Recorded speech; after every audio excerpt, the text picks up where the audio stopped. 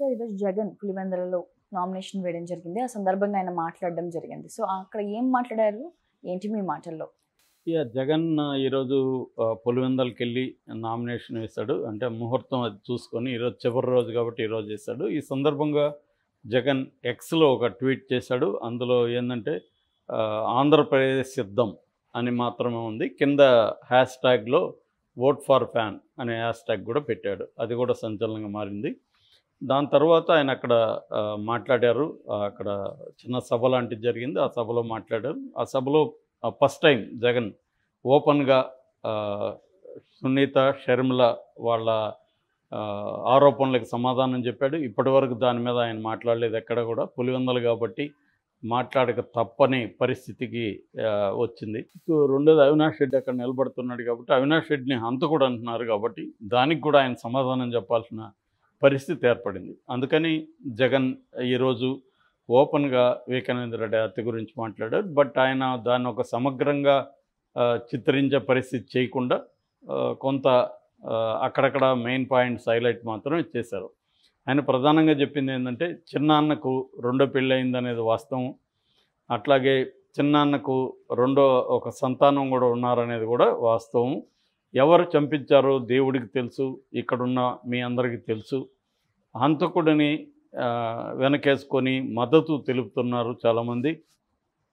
చిన్నాన్నను ఓడించిన వారిని గెలిపించడానికి నా చెల్లెమ్మలు ట్రై చేస్తున్నారు. చిన్నాన్నను ఓడించినారంటే అర్థమైందంటే ఎమ్మెల్సీగా ఆయన నిలబడినప్పుడు ఆయన్ను తెలుగుదేశం వాళ్ళు ఓడించారు. సో చిన్నాన్నను ఓడించిన తెలుగుదేశం వాళ్ళని గెలిపించడానికి వీళ్ళిద్దరూ ట్రై చేస్తున్నారు.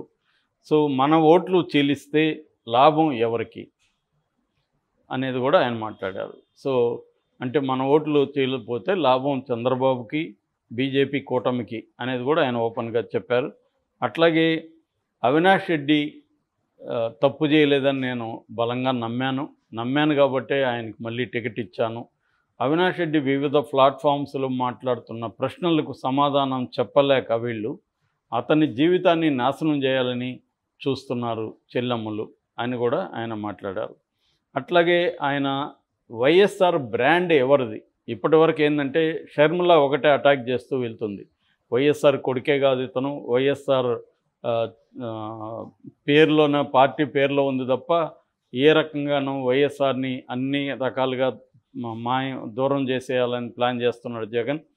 సో వైఎస్ఆర్ అసర్వాలసరాలు నేనే, వైఎస్ఆర్ బిడ్డను నేనే అని ఆమె క్లెయిమ్ చేసుకుంటుంది. ఎందుకంటే వైఎస్ఆర్ పేరుతోనే వైఎస్ఆర్ పార్టీ ఏర్పడింది, జగన్ పార్టీ. సో అందువల్ల వైఎస్ఆర్ అనే పేరుకి ఒక బ్రాండ్ ఇమేజ్ ఉంది. ఆ బ్రాండ్ను ఇప్పటివరకు షర్మిల క్లెయిమ్ చేసుకుంటూ వచ్చింది. జగన్ దాని గురించి మాట్లాడాలి. ఆ బ్రాండ్ నాదని జగన్ ఎప్పుడు చెప్పలేదు. ఇప్పుడు ఓపెన్గా ఈ బ్రాండ్ నాదే అని ప్రకటించాడు. షర్మిల అది కాదని కూడా ఆయన ప్రకటించాడు. ఈ వైఎస్ఆర్ బ్రాండు ఎవరిది, కడప బ్రాండ్ ఎవరిది, పులివెందుల బ్రాండ్ ఎవరిది, ఈ బ్రాండ్ను కొట్టేయాలని ట్రై చేస్తున్నారు కొంతమంది. దీన్ని మీరు సహించకండి, ఓటుతో వాళ్ళకి గుణపాఠం చెప్పండి అని కూడా ఆయన ఓపెన్గా పిలిపించాడు. ఇక పసుపు మూకలతో చెల్లెమ్మలు కలుస్తున్నారు, ఇది దారుణమైన విషయం అనేది కూడా ఆయన అన్నారు.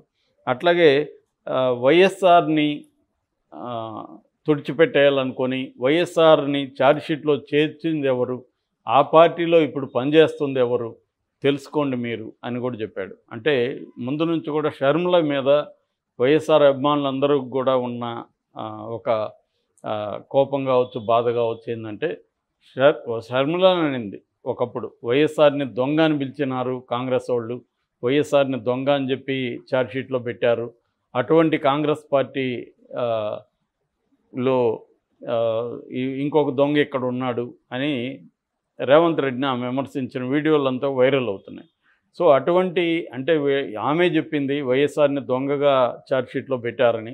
మరి అటువంటి పార్టీలో చేరి అటువంటి పార్టీ తరపున మాట్లాడుతూ ఇప్పుడు వైఎస్ఆర్ని కాంగ్రెస్ పార్టీ గొప్పగా చూసుకునింది, వైఎస్ఆర్ చివరి కళ రాహుల్ గాంధీని ప్రధాన చేయడం, ఇవన్నీ ఇప్పుడు మాట్లాడుతుంది ఆమె. సో అదే విషయాన్ని జగన్ కూడా తీసుకొచ్చాడు. అట్లాగే పులివెందులు అంటే ఒక నమ్మకం, ఒక సక్సెస్ స్టోరీ అనేది కూడా చెప్పాడు. అంటే పులివెందులని వైఎస్ఆర్ అభివృద్ధి చేశాడు, నేను అభివృద్ధి చేశాను, ఒక కాన్ఫిడెన్స్, అంటే నేను చెప్పింది చేస్తాననే దానికి పులివెందుల ఒక ఎగ్జాంపుల్, అట్లాగే పులివెందుల ఒక సక్సెస్ స్టోరీ అనేది కూడా చెప్పాడు. అలాగే ఒక సెంటిమెంట్ను కూడా ప్రయోగించాడు. అదేంటంటే తెలుగుదేశం మీడియా కానీ, తెలుగుదేశం వాళ్ళు కానీ, పవన్ కళ్యాణ్ కానీ అనేక సార్లు ఏం చెప్తున్నారంటే ఇది రాయలసీమ కల్చరు, ఇది కడప కల్చరు, ఇది పులివెందుల కల్చరు, పులివెందుల గూండాలు ఇక్కడ వచ్చి చేస్తున్నారు, ఇలాగ మాట్లాడుతున్నారు. దీన్ని అక్కడ ప్రజలకు అప్పీల్ చేసే దానికోసం Pulivendula culture, Rayalaseema culture, Kadapa culture అని మనల్ని ఎంత ఘోరంగా మాట్లాడుతున్నారో మీరు అర్థం చేసుకోండి. మనం చేసిన తప్పేంటి, మంచి మనసు కలిగి ఉండడం, ఎవరికి తల వంచకపోవడమేనా అనేది కూడా అతను వాళ్ళని ప్రశ్నించినట్టుగా అర్థమవుతుంది. అంటే ఓపెన్గా పులివెందుల ప్రజలకు వివేకానంద రెడ్డి హత్య గురించి ఒక అప్పీల్ చేశాడు. వివేకానంద రెడ్డి హత్య చేసిన దస్తగిరి ఓపెన్గా తిరుగుతున్నాడు. దస్తగిరికి సునీత షర్మిల సపోర్ట్ చేస్తున్నారు.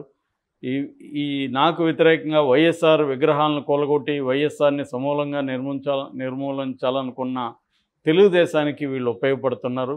సో నా ఓట్లు చీల్చి వైసీపీ ఓట్లు చీల్చడం ద్వారా తెలుగుదేశానికే వీళ్ళు సహాయపడుతున్నారు. అట్లాగే ఈ హత్య చేయలేదు అని నేను బలంగా నమ్ముతున్నాను అవినాష్ రెడ్డిని. ఆ హత్య చేసినట్టుగా వీళ్ళు ప్రచారం చేస్తున్నారు అనేది ఆయన ఓపెన్గా మాట్లాడాడు. సో ఇది ఎంతవరకు ఇన్ఫ్లుయెన్స్ చేస్తుందని చూడాలి. ఈ కాంటెక్స్లో ఇంకొకటి అంశం ఏంటంటే కడప కోర్టులో వైసీపీ కడప జిల్లా అధ్యక్షుడు సురేష్ కుమార్ ఒక పిటిషన్ వేశాడు. ఈ వివేకానంద రెడ్డి హత్యను ఉపయోగించుకోవద్దని, మాట్లాడవద్దని సునీతకు, షర్మిలకు, తెలుగుదేశం నాయకులకు, పవన్ కళ్యాణ్కు, వీళ్ళకి అందరికీ చెప్పండి అని అన్నప్పుడు కడప గ్యాగ్ ఆర్డర్ అంటారు. గ్యాగ్ ఆర్డర్ అంటే నిషేధం, ఇవి మాట్లాడద్దని ఇచ్చింది. దాని మీద బీటెక్ రవి తర్వాత సునీత ఇద్దరు కూడా హైకోర్టులో పిటిషన్ వేశారు. దాని మీద హైకోర్టు విచారణకి స్వీకరించింది. అదే క్రమంలో దస్తగిరి తన పోటీ చేస్తున్న జేబీఎం పార్టీ తరఫున హైకోర్టులో ఇంకొక పిటిషన్ వేశాడు. అదేంటంటే ఇదే సేమ్ కంటెంటే. ఈ సునీత వీళ్ళందరూ కూడా పవర్ పాయింట్ ప్రజెంటేషన్ చేస్తుంది, అందువల్ల నాకు ఇబ్బందిగా ఉంది, నేను అక్కడ పులివెందులలో పోటీ చేస్తున్నాను అని ఆయన కూడా ప్రశ్నించాడు. దాన్ని స్వీకరించిన హైకోర్టు వాదనలు వినింది. విన్న తర్వాత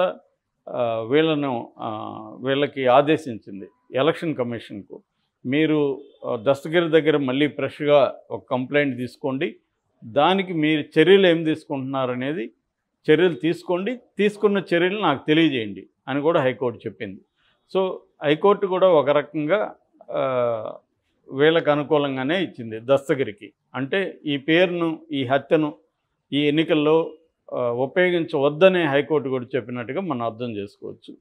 అంటే ఒక పక్కేమో హైకోర్టు ప్రత్యర్థుల్ని ఉపయోగించుకోవద్దని చెప్తే ఉంటే మళ్ళీ జగను దీన్ని ఉపయోగించుకుంటున్నాడు. ఈరోజు సౌభాగ్యము కూడా ఒక బహిరంగలాగా రాసింది జగన్కి.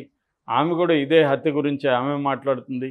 ఆమె కూడా అవినాష్ రెడ్డి హత్య చేయించాడని ఆమె ఆరోపిస్తుంది. ఇదంతా కూడా ఒక విచిత్రమంగా ఉంది. ఎందుకంటే నిజానికి కోర్టులో కేసు ఉంది, కోర్టులో తేలాలి. సో ఒక పక్క సునీత వీళ్ళందరూ కోర్టులో ఫైట్ చేస్తున్నారు సుప్రీంకోర్టు వరకు. ఇటువంటి కాంటెక్స్లో దీన్ని రాజకీయాల్లోకి తీసుకొచ్చేసి ప్రజల్ని నిర్ణయించడం అనడం ఏంటి? హత్య జరిగితే ప్రజలు ఏం నిర్ణయించాలి? హత్య జరిగితే మీరు దాన్ని కోర్టులో ప్రూవ్ చేయండి. కోర్టులో ప్రూవ్ చేయకుండా అడ్డుపడుతూ ఉండేది ఎవరు? జగన్ ఎట్లా అడ్డుపడతాడు? అది సిబిఐ కదా. సిబిఐని మీరు మోడీని ఎందుకు ప్రశ్నించట్లేదు? ఇదే సునీత, ఇదే షర్మిల, ఇదే తెలుగుదేశం వాళ్ళు మోడీని ఎందుకు ప్రశ్నించట్లేదు? సిబిఐ ద్వారా అతను నేరం చేసిన శిక్ష వేయండి. సిబిఐ కదా అతనికి అరెస్టు చేయకుండా ఉన్నారు. అంటే ఇప్పుడు యాక్చువల్గా బెయిల్ ఇస్తే కూడా సిబిఐ వెళ్ళి అబ్జెక్ట్ చేయాలి, బెయిల్ రద్దు చేయమని. అది చేయలే. సునీత వెళ్తే అప్పుడు సిబిఐని పిలిస్తే కోర్టు అప్పుడే వెళ్ళారు. అంటే క్లియర్గా అవినాష్ రెడ్డిని అరెస్ట్ చేయాలని సిబిఐకి గట్టిగా లేదని అర్థమవుతుంది. సిబిఐ కానీ గట్టిగా ఉంటే అక్కడ అవినాష్ రెడ్డి అడ్డుకోగలిగాడా సిబిఐని? దేశంలో ఎక్కడైనా జరిగిందా?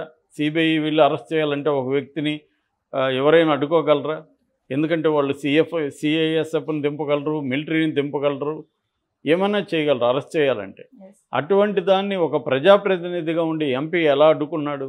అంటే క్లియర్గా మోడీ కానీ సిబిఐ మోడీ ఆధ్వర్యంలో ఉంది, మోడీ జగన్ వైపు ఉన్నాడు అనేది క్లియర్. కానీ వీళ్ళు ఆ విషయం చెప్పకుండా ఓన్లీ జగన్ను మాత్రమే టార్గెట్ చేస్తూ జనాల్ని నమ్మించడానికి ట్రై చేస్తున్నారు. Thank you sir.